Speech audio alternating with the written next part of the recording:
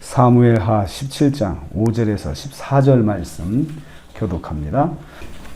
오늘 말씀은 압살롬이 후세에게 다윗을 공격할 작전을 요청하는 것을 내용으로 하고 있습니다. 지난 시간에 압살롬이 아히도벨로부터 작전 계획을 들었어요. 근데 그대로 하면은 딱 좋은데 무슨 일인지 압살롬이 후세도 불러라.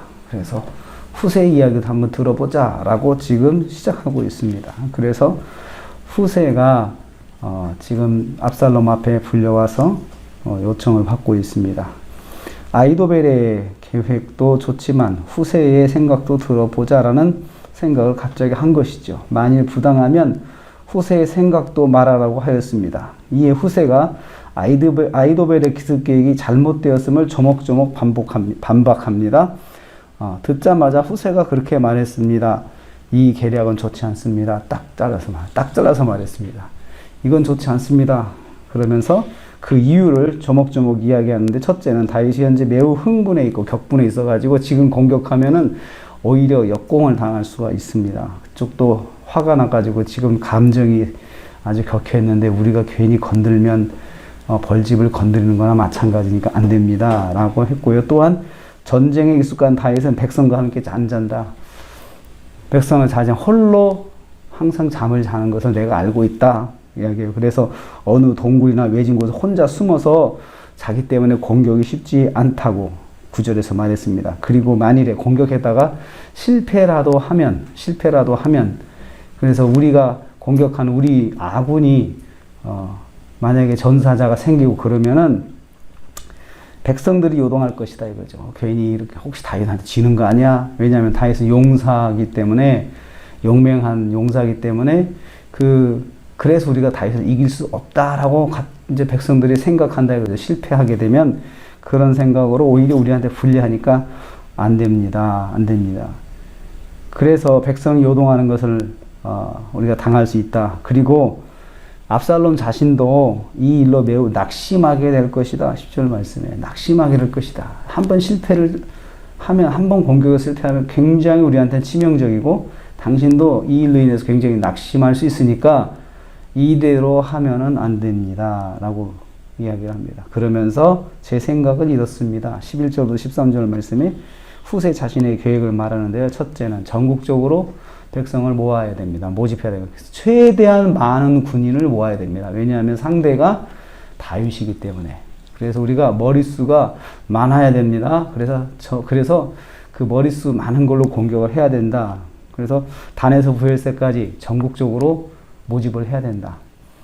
그렇게 제안을 합니다. 근데 이것은 시간을 끌기죠. 전국적으로 군대를 모으려면 어떻게 해야 되겠습니까?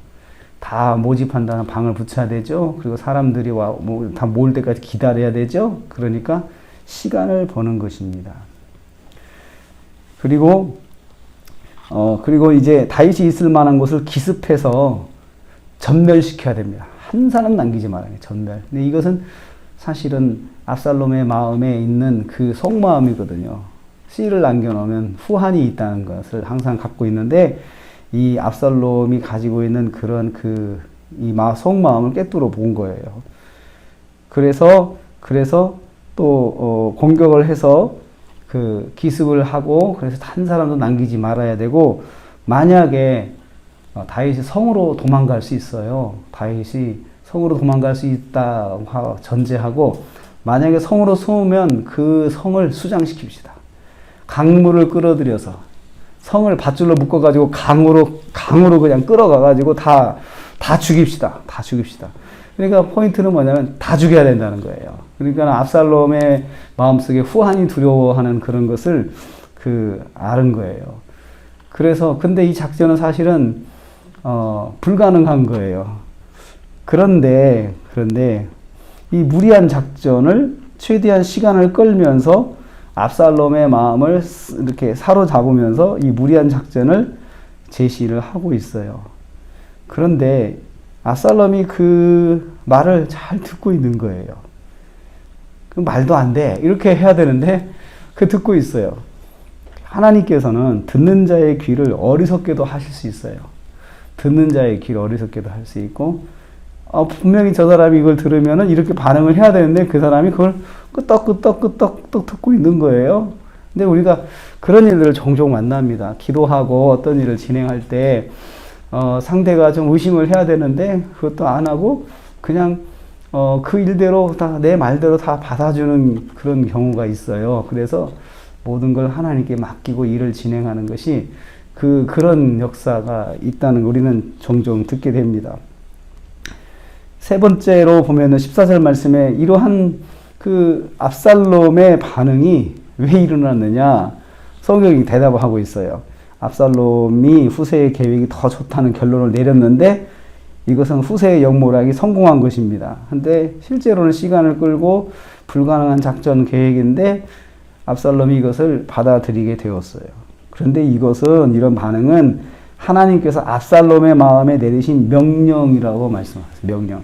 이는 여호와께서 압살롬에게 화를 내리시려 아이도벨의 좋은 계략을 물리치라고 명령하셨다. 압살롬의 마음속에 명령하신 거죠. 그러니까 압살롬이 그런 생각을 받아들일 수밖에 없도록 마음의 판단력을 하나님께서 꽉 붙잡아 놓으셨다는 거예요. 꽉 붙잡아 놓으셨어요. 그러니까 그 말도 안 되는 계획, 자신한테 더 손해가 되는 계획, 실패 확률이 더 높은 계획을 들었음에도 불구하고 압살롬의 마음이 그것이 좋다라는 생각을 딱 고정할 수밖에 없도록 하나님께서 만드셨다는 거죠. 압살롬이 후세의 계획을 받아들이도록 하나님께서 마음속에 역사하셨습니다. 그래서요, 하나님은 사람의 판단을 결정하실 수 있어요. 사람의 판단. 잠언의 말도 그렇잖아요. 우리가 계획하더라도 하나님께서 그 길 인도하시는데 우리의 계획이 다 우리의 계획대로 다 되는 거 아니라는 거죠. 또 하나님께서는 듣는 자의 귀를 주관하십니다. 듣는 자의 귀를 주관하세요. 듣는 자의 판단도 주관하실 수 있어요. 그래서 정말 중요한 계약이라든지 정말 중요한 결정을 사람을 만나서 대화를 한다든지 그럴 때 우리 하나님께 그렇게 기도할 수 있습니다. 하나님께서 마음을 주관해 주시라고. 마음을 주관해 주셔서 정말 잘 상대가 잘 이 호응할 수 있게 해달라고 그렇게 기도할 수가 있습니다. 오늘 후세의 계획이 사실은 불리하고 말도 안 되는 건데 하나님께서 명령하셨다. 넌 꼭 해야 돼! 이렇게 명령을 하셔서 그 마음이 그를 받아들였다. 우리가 어떤 일을 계획할 때 좋은 참고가 되는 말씀입니다. 하나님께서 그 사람 마음에 명령해 주세요. 하나님 이렇게 기도할 수가 있어요. 우리는 어떻게 할 수가 없죠. 우리가 만약에 대놓고 이야기를 하면은 그 사람이 반발하죠. 그런데 하나님께서 그 사람 마음을 꽉 붙잡으셔서 그렇게 하도록 하면 된다 이겁니다. 이렇게 하나님의 그 은혜가 혹시 어떤 일을 하실 때 하나님께서 마음을 붙잡아 주시는 은혜와 역사가 우리 권사님들의 기도의 응답으로 나타나는 그 하루가 되시기를 주님의 이름으로 축복합니다. 기도하겠습니다. 하나님 감사합니다.